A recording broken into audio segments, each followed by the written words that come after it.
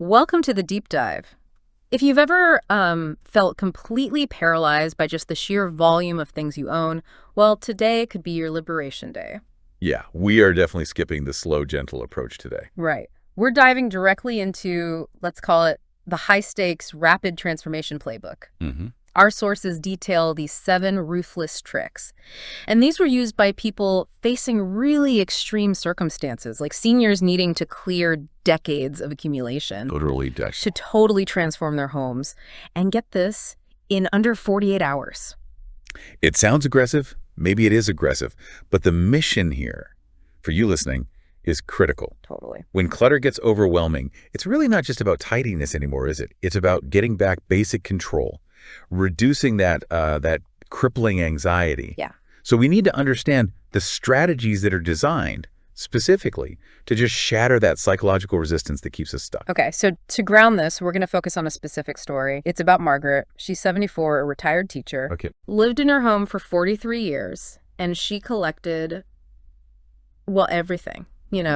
Student artwork, holiday decorations going back decades, old classroom supplies, plus what she called her someday projects. The someday projects. We all have those. Don't we? But the house, it stopped feeling like, a comfortable history book. It started feeling like a physical burden, and that burden was actually threatening her independence. And that is the crucial context, isn't it? Margaret's daughter, Linda, she actually had to step in. There were safety concerns. The sheer amount of stuff, it made just moving around the home dangerous. And the conversation, well, it became an ultimatum. Wow. Clear the space for safety, or we have to start looking at assisted living. Ooh, that's heavy. It's a really sobering thought, that the weight of your things you've maybe loved, could actually steal your future autonomy. So Margaret didn't just roll over. She adopted these 7 incredibly targeted, almost clinical strategies. Clinical is a good word for some of them. Yeah. These are not like for a casual weekend spruce up. These were the tools she used to go from what felt like total chaos to clarity in just 2 days. The whole point is to bypass that endless deliberation and just get real immediate results. Okay, let's unpack this then. Because if you want that kind of speed, you absolutely have to hit those psychological roadblocks head on. No time for negotiation. Exactly. You just can't afford the time to negotiate with every single item. Okay, so that brings us to the first set of tools, the mindset shift strategies. These are designed specifically to counteract that emotional attachment, the indecision, the stuff that makes it feel overwhelming. Right. And we start with a truly, well, some might say brutal technique. Trick 1, the stranger test. The stranger test. Okay. The idea is you have to remove yourself, your emotions, completely from the decision. You imagine total stranger. Okay. Someone with zero connection to your memories, your history, walking into your home. And you ask basically, what would they say is genuinely essential for comfortable daily living? Versus what's just stuff, clutter. Exactly. What's essential versus what's just visible, non-functional clutter. Okay. I have to say, that sounds painful, but maybe necessary. How does that actually help you move faster, though? Isn't the sentimentality the biggest hurdle? Sentimentality is definitely part of it, yeah. But maybe the bigger hurdle, psychologically speaking, is something called endowment bias. Endowment bias? Yeah. It's where we put this irrational extra value on things just because we own them. We think our old, unused lamp or whatever is somehow more vital or valuable than it objectively is. The stranger test forces you into objectivity. It strips away that bias. Margaret's experience with this, wow. It was apparently really eye-opening. She took photos of her rooms, gave them to her neighbor, Carol, who is, kind of a stranger to her deep history with the stuff. Carol's only instruction: circle the items that look necessary for Margaret's basic comfort and function. And the result? Carol circled maybe 20% of what Margaret saw as like the essential structure of her life in those rooms. 20%. That's a huge realization right there. Huge. 80% of what was in her line of sight was just noise. Anxiety-inducing noise, as she described it. And that realization, that shock, it leads perfectly into trick 2, the emergency scenario method. Okay. Since endowment bias makes everything feel important, right? This method forces immediate, high-stakes prioritizing. Like a fire drill for your stuff. Kind of. Yeah. For any item you're unsure about, you ask, if you had 30 minutes, just 30, to evacuate your home because of a fire or a flood, would you grab this item? And if the answer is no, and it's not, like your sofa or your bed, then it's probably not vital. Not truly vital to your current life or your future. Margaret applied this to her kitchen, all that kitchenware. She suddenly saw the real cost. She realized she was storing 17 different oversized serving platters. 17, wow. And she hosted big family gatherings, maybe twice a year. Max. And think about the daily impact. Those platters, they were probably frustrating her every single day. Well, they were likely shoved in cabinets, right? Yeah. Making it hard to get to her everyday plates, her mugs. The clutter wasn't just sitting there. It was actively making simple daily tasks, like grabbing a bowl for cereal, way more complicated than they needed to be. That daily friction. Yeah, that makes sense. And it ties right into trick 3, the replacement test. Yes. This one tackles that pervasive thought, oh, but I might need it someday. The black hole of decluttering. Totally. So for any non-essential item, a gadget, maybe a spare sweater, some decorative thing, you ask yourself this. Okay. Could I replace this exact item or something very similar for under, say, $50 if I genuinely needed it again a year from now? Under $50. If the answer is yes, and you haven't actually used it recently, like in the past year, Right. well, the math becomes pretty simple. The cost of storing it. Right. The cost of storing it, the space it takes up, the mental energy cleaning around it, moving it.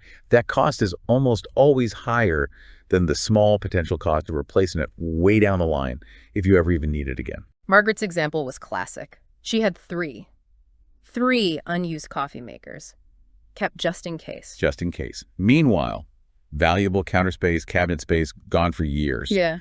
When, like you said, Amazon could deliver a new basic one tomorrow if one actually broke. It really simplifies the decision, doesn't it? Takes the what if way down. Exactly. Drastically reduces the variables. Okay, so once we use these first 3 tricks, stranger test, emergency scenario, replacement test, to kind of redefine what's actually essential, the emotional walls start to come down a bit. They lower the barrier. But now you hit the next big hurdle.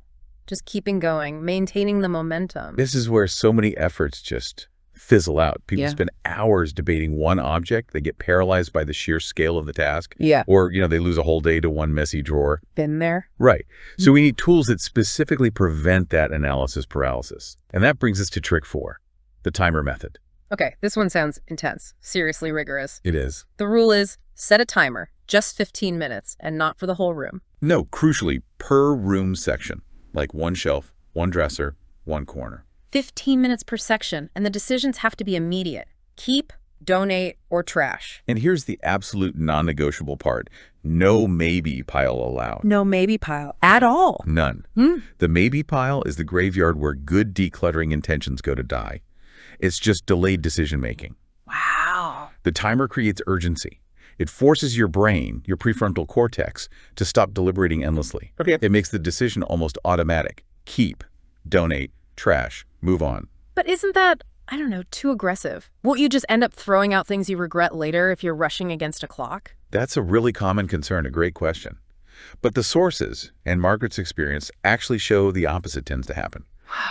How? The time limit acts like a protective mechanism against overthinking. Margaret realized, looking back, that without a timer, she once spent literally 40 minutes. 40 minutes. Agonizing over a single broken picture frame that had some sentimental value. 40 minutes on one item. That's paralysis right there.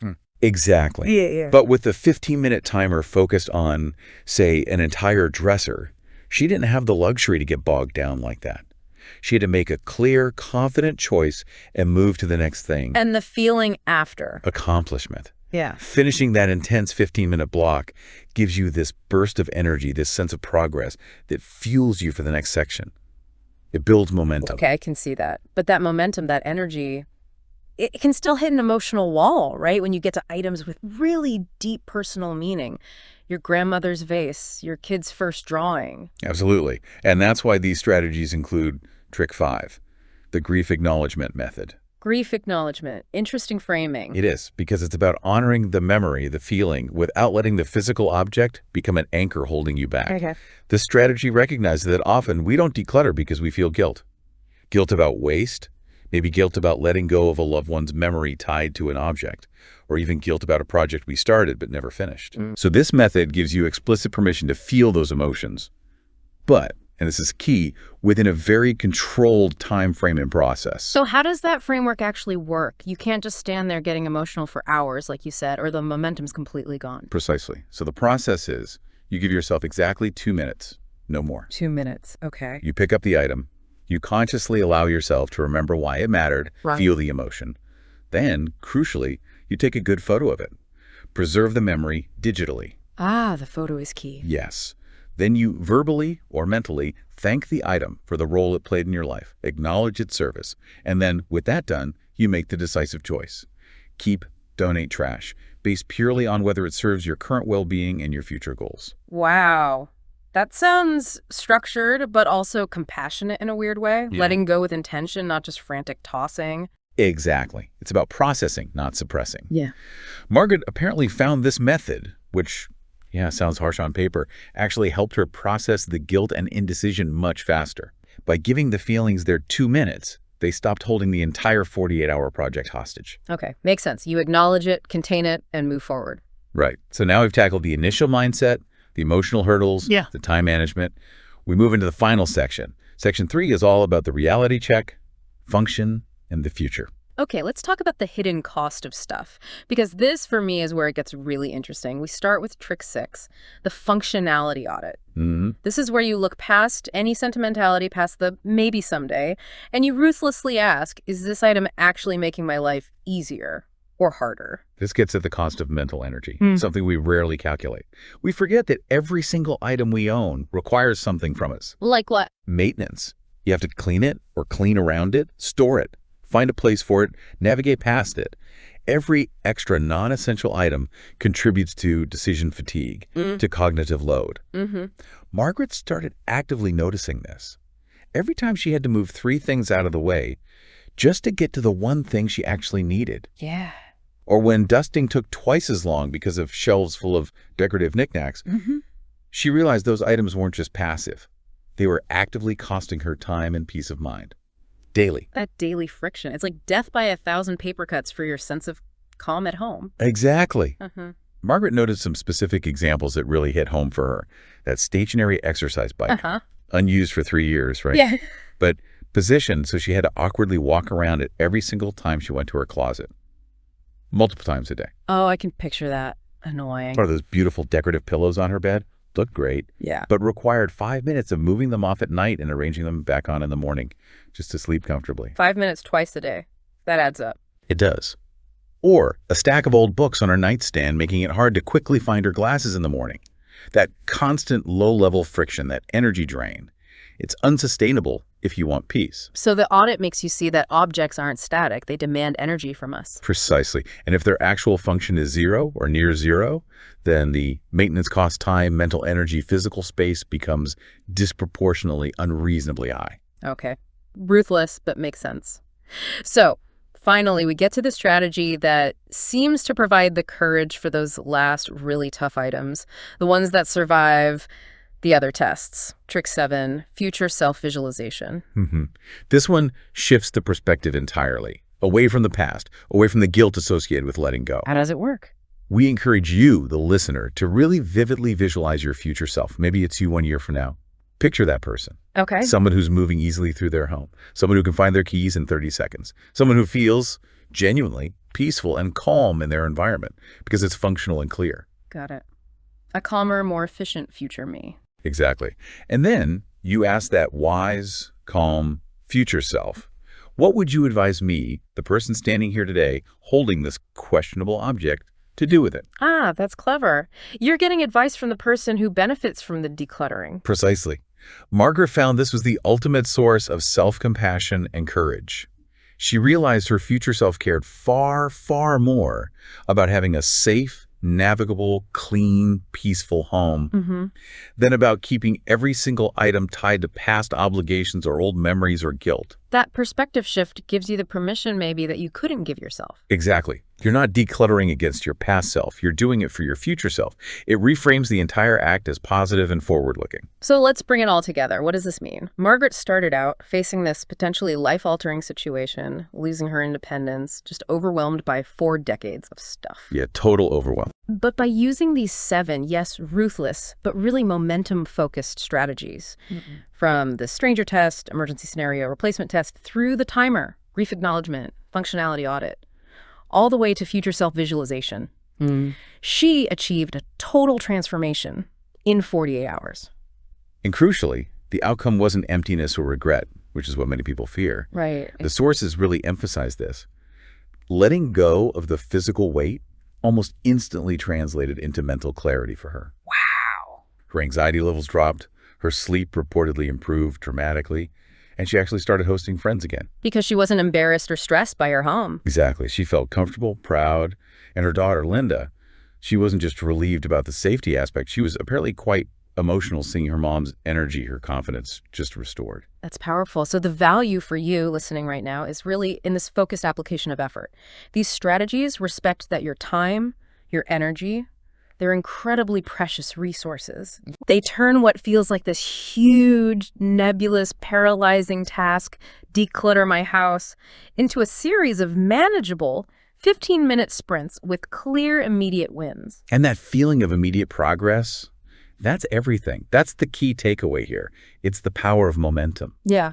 Look, we're not suggesting you need to clear your entire house today or even this weekend. That's not the point right now. Yeah. We're asking you to just prove to yourself that these methods can work, even on a tiny scale. Okay, so here's the challenge. Your future self, that calmer, happier person, they're kind of counting on you to take one small step today, right now, if possible. Take action. Think about one small area. Maybe it's literally a single junk drawer, or that corner of your desk that always catches your eye and makes you sigh. As one small zone. Use the timer method. Set it for 15 minutes max, and apply the stranger test thinking. What would someone else say is essential here? Make those quick decisions. Keep, donate, trash, no maybe pile. Don't wait until the motivation fades. Just do that one 15-minute block. Feel that little bit of progress. Feel that tiny bit of control returning. Because that feeling, that's the fuel. That's what makes tackling the next small area possible. You absolutely deserve to feel comfortable and proud and in command of your own space. And it might start with just 15 focused minutes,